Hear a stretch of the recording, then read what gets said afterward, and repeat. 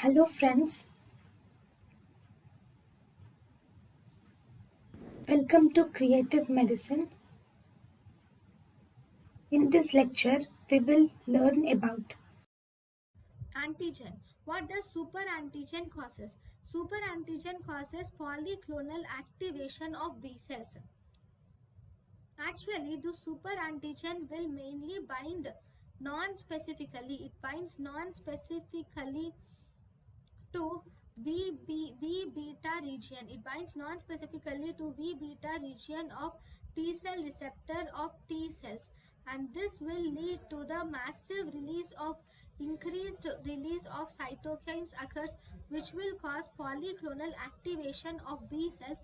And because of B cell activation, they convert into plasma cells, and there is formation of immunoglobulins, and thus there will be hyper gamma globulinemia.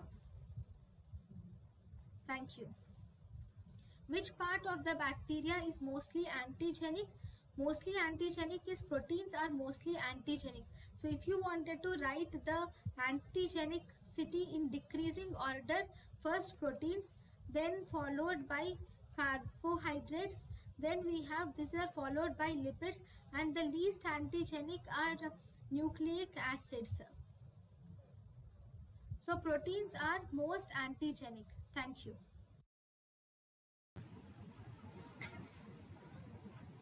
thank you and thank you for watching.